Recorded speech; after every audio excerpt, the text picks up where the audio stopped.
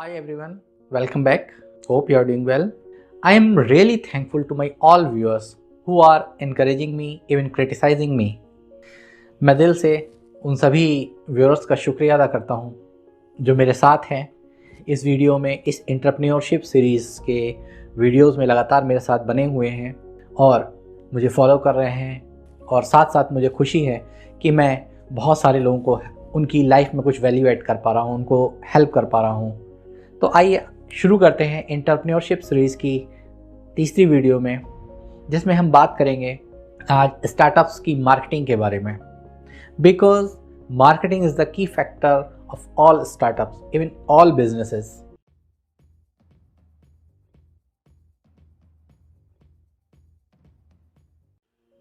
तो आज शुरू करते हैं मार्केटिंग को समझने से। वीडियो शुरू करने से पहले एक बात आपको ज़रूर कहना चाहता हूँ, I am not a college professor and this is not going be a college boring lecture.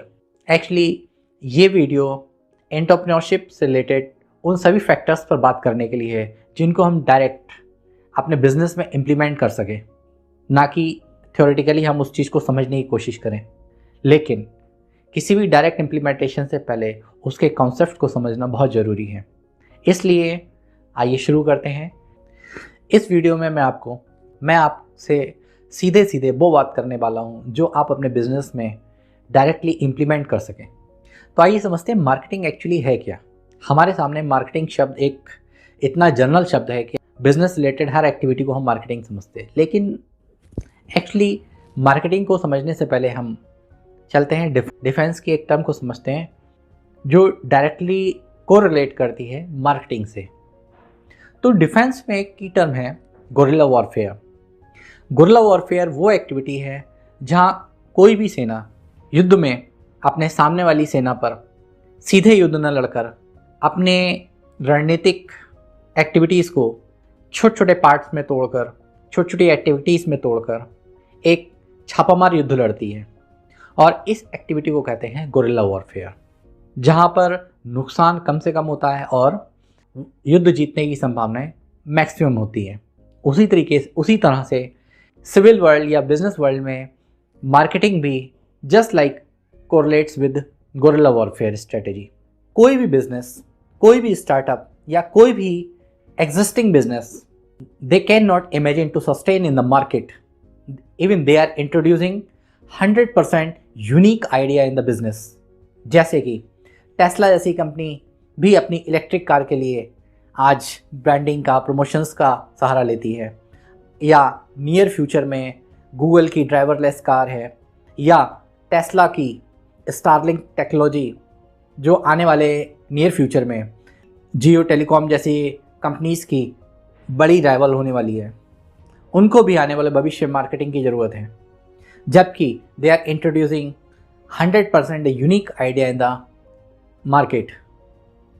इसलिए मार्केटिंग, चाहे आप स्टार्टअप्स हों, चाहे एग्जिस्टिंग बिजनेस हों, चाहे मल्टी मिलियनर बिजनेसेस हों, marketing is the key factor of your business.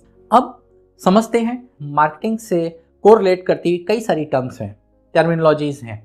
अक्सर हम उस पर कंफ्यूज रहते हैं, जैसे कि marketing, branding, sales, advertisement, PR। क्या ये सभी टर्म्स हम समझते हैं? अक्सर ये टर्मिनोलॉजीज़ एक दूसरे की जगह यूज़ करी जाती हैं, लेकिन हमें इन सभी फैक्टर्स के बारे में पता होना बहुत ज़रूरी है। अपने मार्केटिंग की स्ट्रेटेजी को सही से यूटिलाइज करने के लिए, सही से इम्प्लीमेंट करने के लिए इन कीवर्ड्स का हमें सही से पता होना बहुत ज़रूरी है। Actually marketing is umbrella term, और ब्रांडिंग, एडवर्टीजमेंट, PR इसके पार्ट्स हैं। और on combining marketing, sales and PR, they have the common motive is sales।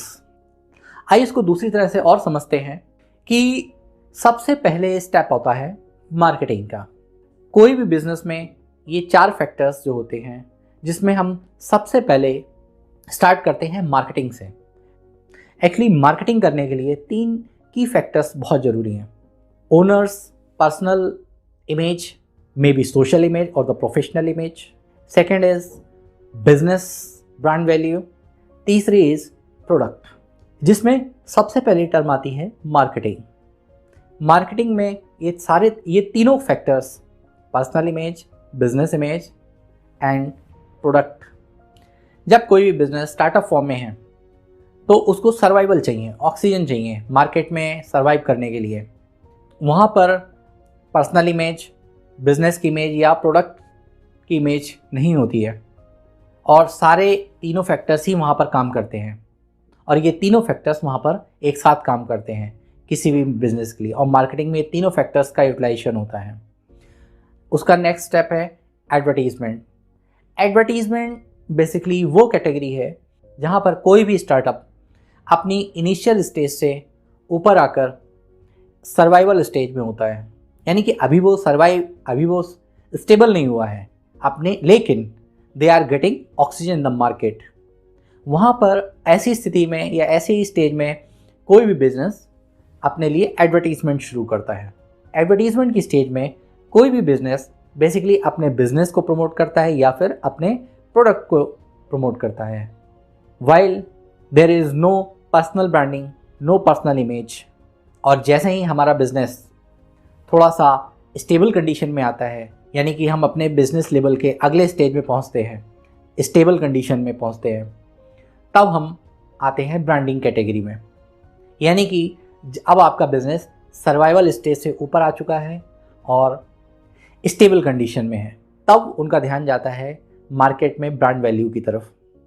तब कोई भी बिजनेस अपनी ब्रांड वैल्यू को बढ़ाना शुरू करता है। It can be a business brand value और the product specialized brand value, depends on the business और services whatever you are offering in the market. और उसके बाद जो अगला स्टेप है वो है PR category. PR means public relation. ये वो स्टेज होती है जब आपका बिजनेस स्टेबल हो चुका है मार्केट में और you are growing as a big MNC, तब वहाँ पर आप शुरू करते हैं PR इंट्रोड्यूस करना। PR basically that can be a based to business relation, corporate. Actually PR basically हम कोई भी बिजनेस PR का सहारा क्यों लेता है? PR बेसिकली तब इंट्रोड्यूस होता है मार्केट में जब हम कोई भी बड़ी कॉर्पोरेट डील्स या बिजनेस डील्स को क्रैक करने की स्थिति में आते हैं, हम बड़े बिजनेसेस के साथ कोलैबोरेट करने की कोशिश करते हैं, या इसी तरह की कोई भी कल्चरल या सराउंडिंग एक्टिविटीज़ जो हमारे बिजनेस को ग्रो करने में, दूसरे बड़े बिजनेसेस के साथ कोलैबोरेट करने में हेल्प कर सके, तो वो सभी एक्टिविटीज़ हमारी PR कहलाती हैं। Like CSR, corporate social responsibilities, जहाँ कंपनीज़ कुछ चैरिटीज़ करती हैं या दूसरे बिजनेसेस के साथ कोलैबोरेट करती हैं, कुछ कल्चरल एक्टिविटीज़ करती हैं, that can be a part of the PR। तो ये तो मैंने आपको समझाया actually what is marketing and the basic difference of the key terms. आइए समझते हैं मार्केटिंग के अगले स्टेप के बारे में, टाइप ऑफ मार्केटिंग। हमारे पास बहुत सारे ऑप्शंस हैं मार्केटिंग के, बहुत सारे तरीके हैं मार्केटिंग के, but how they can be categorize into the different ways, ये समझना हमारे लिए बहुत ज़रूरी है। Basically marketing can be categorize in 2 parts, traditional marketing and digital marketing, and the both terms can also categorize in 2 factors, direct marketing and indirect marketing। आइए पहले समझते हैं ट्रेडिशनल मार्केटिंग के बारे में बात करते हैं।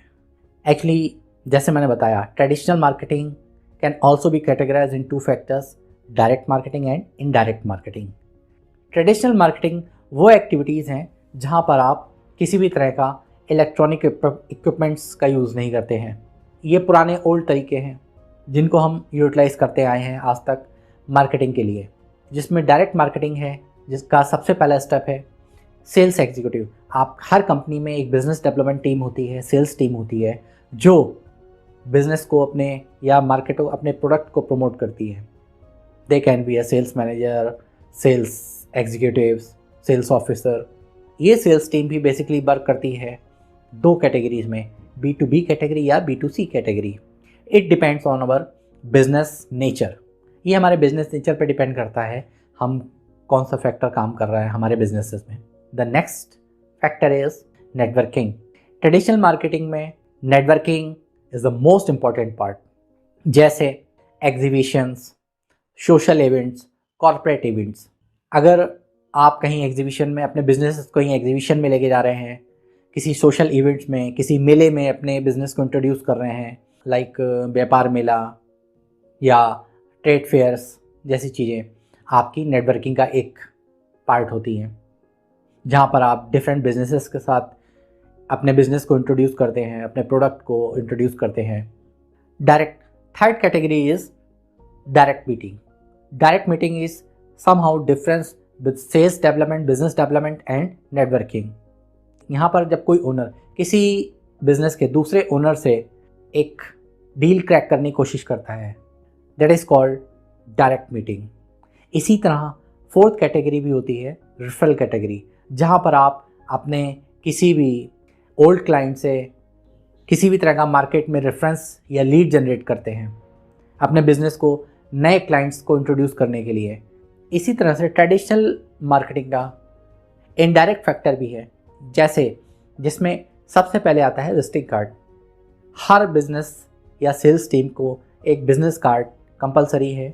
बी कार्ड आपका प्रमोशनल एक्टिविटी का सबसे ईजीएस्ट पार्ट है।